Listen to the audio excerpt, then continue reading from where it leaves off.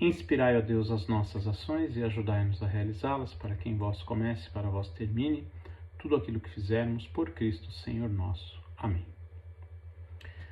Na consideração anterior, nós falamos sobre a conferência número 6 do livro A Igreja Católica, de Monsenhor Tihamer Toth, bispo húngaro, sob o título Tu és Pedro, mostrando a instituição do papado da Igreja Católica Apostólica Romana. O primeiro ponto, baseado em Mateus capítulo 5 e Lucas capítulo 5, nós vimos alguns indícios de que o próprio Cristo fundou o papado. Agora nós vamos continuar no mesmo raciocínio. O que nós vimos então nos capítulos 5 de São Mateus e São Lucas, continuamos aqui. Isso que nosso Senhor Jesus Cristo apenas esboça, principalmente no capítulo 5 de São Lucas, nosso Senhor promete-o nos termos mais claros a São Pedro por ocasião da sua confissão em Cesareia de Filipe. Então a questão da pesca no barco, Pedro, os outros apóstolos, pescadores, nosso Senhor dando ordens, eles obedecendo, a igreja é de Cristo, a barca tem o nome de Pedro, mas quem a comanda é o próprio Cristo. Então, ali foi apenas um esboço, agora veremos uma promessa, uma afirmação de Cristo. Conheceis todos essa cena sublime. Na vizinhança de Cesareia, nosso Senhor pergunta a seus discípulos o que os homens pensam a seu respeito. Os discípulos enumeram as opiniões do povo. Alguns entre os judeus creem que Jesus é São João Batista ressuscitado. Outros pensam que é Elias, a quem esperavam antes da chegada do Messias, ou ainda Jeremias ou outro profeta. Então Cristo dirige-lhes esta pergunta: e vós, o que dizeis de mim? Vós que conheceis bem minhas palavras e meus atos. Os apóstolos desta vez já não respondem. Mas Pedro declara em nome de todos eles: vós sois o Cristo, o Filho do Deus vivo. Então, nosso Senhor fez uma pergunta. Primeiro ele fez uma. Os apóstolos responderam, vários deles. Depois ele fez outra pergunta, aí só um respondeu. A segunda pergunta era mais profunda, era mais importante. O que é mais importante? O que pensam os homens, as nações, as pessoas em geral, ou o que pensam os discípulos? Essa é a diferença. Depois da maravilhosa resposta de Pedro, tu és o Cristo, o Filho do Deus vivo, então nosso Senhor pronuncia as palavras eternamente memoráveis.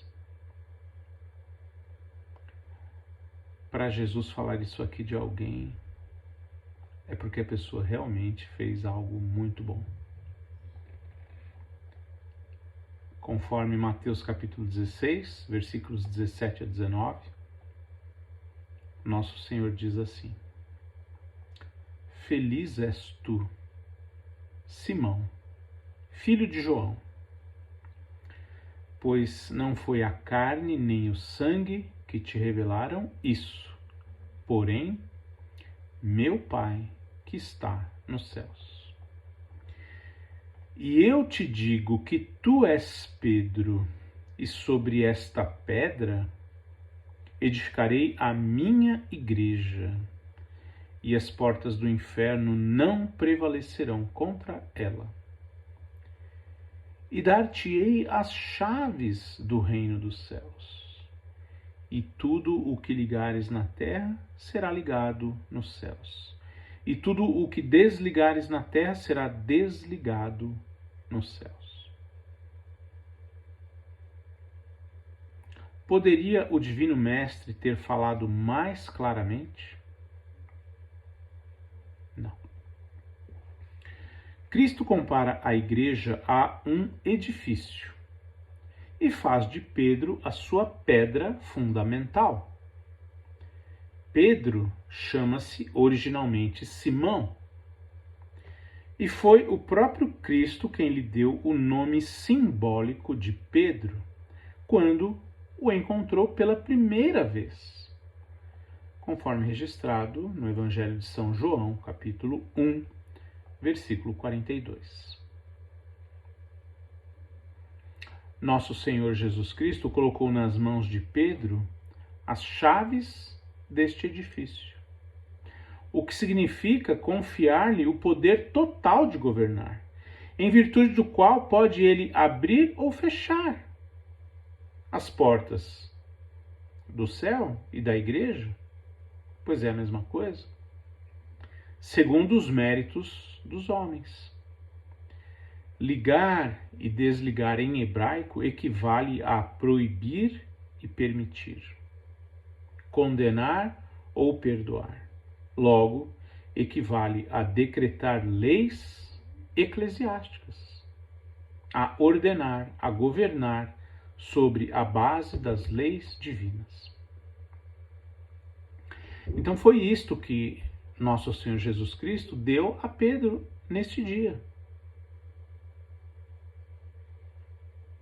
O que Cristo prometera a Pedro, ele o deu realmente por ocasião da conversa calorosa e íntima que houve entre ambos após a ressurreição.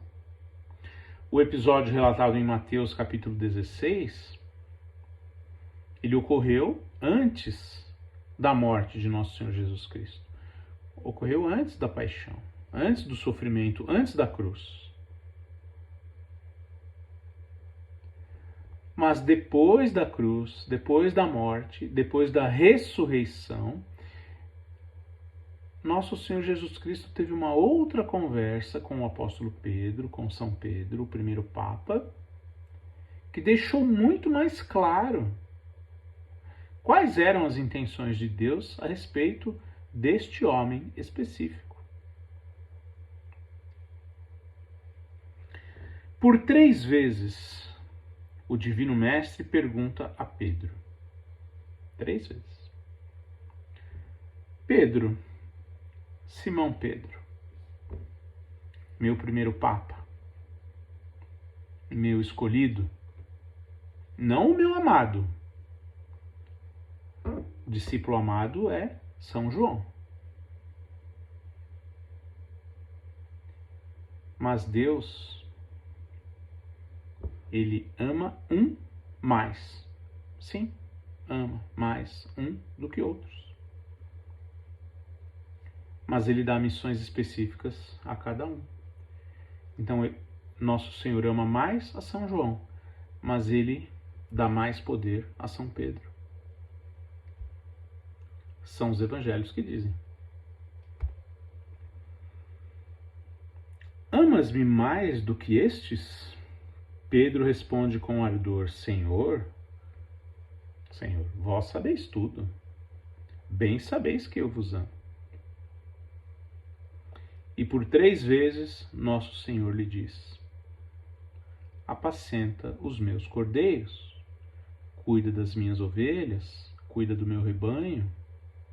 Eu estou te dando aqui a missão para você, Pedro. Eu gosto mais de João, mas você é o mais indicado para conduzir o meu rebanho.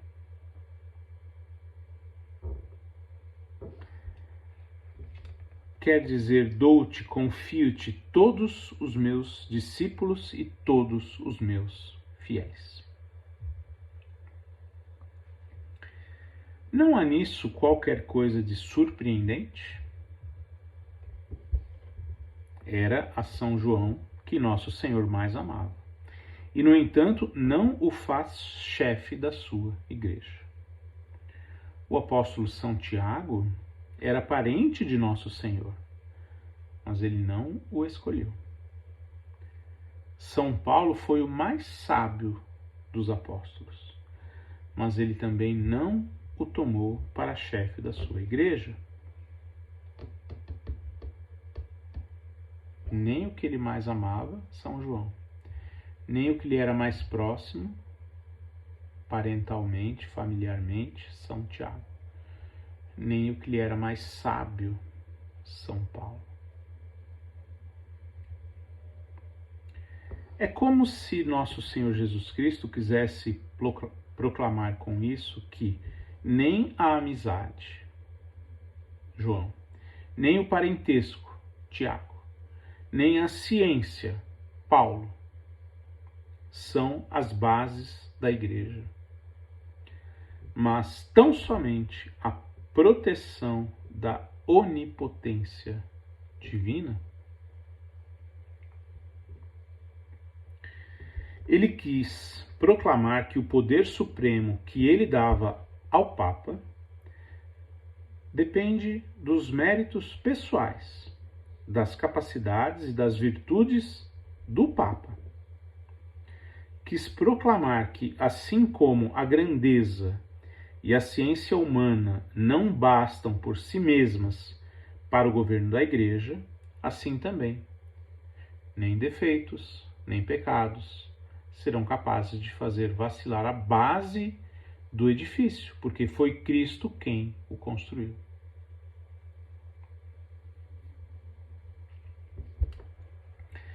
Depois da instituição do papado por Cristo, basta-nos indicar que, após a ascensão de nosso Senhor, São Pedro exerceu realmente os seus direitos soberanos.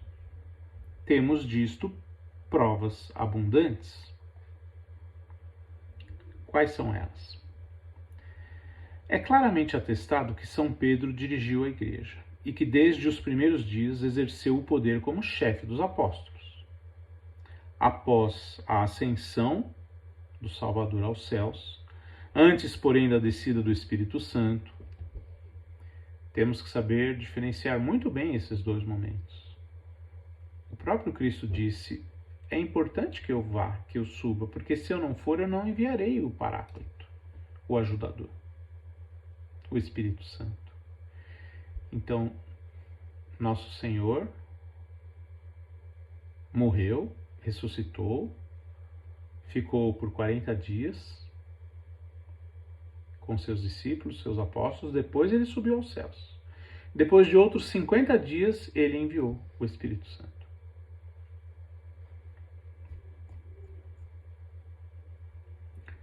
Em Atos capítulo 1, versículo 15, diz assim: Pedro, o primeiro Papa, levantou-se no meio dos irmãos. Pedro levantou-se no meio dos irmãos. E Pedro, decidiu que se elegeria um novo apóstolo em lugar do traidor Judas. E depois lemos frequentemente nos Atos dos Apóstolos, conforme Atos capítulo 2, versículo 14, Atos capítulo 5, versículo 8, Atos capítulo 15, versículo 71, que ele, Pedro, está sempre na primeira fila, que toma a palavra em nome dos apóstolos e dos fiéis.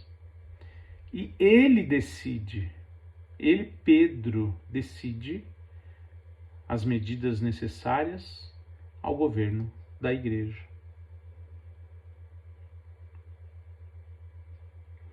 Quem quiser conhecer a atividade pontifical de São Pedro, basta que leia os Atos dos Apóstolos.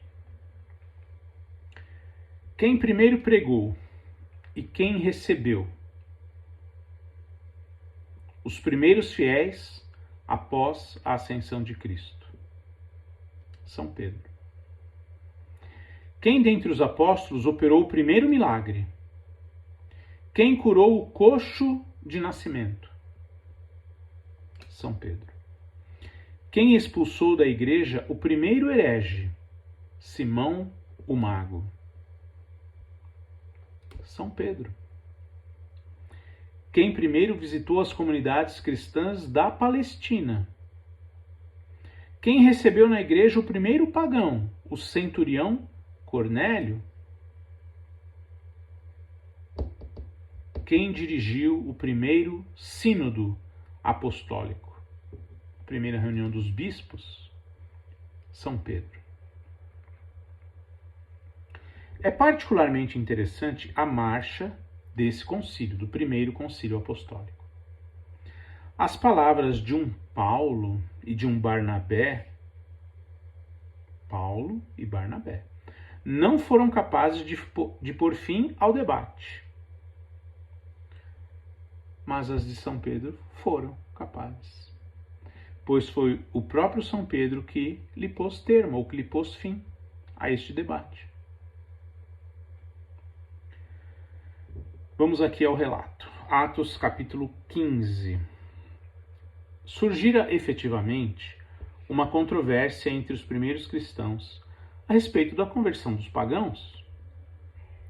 Seria mister fazer passar primeiro pelo judaísmo os pagãos convertidos e em seguida admiti-los na igreja cristã?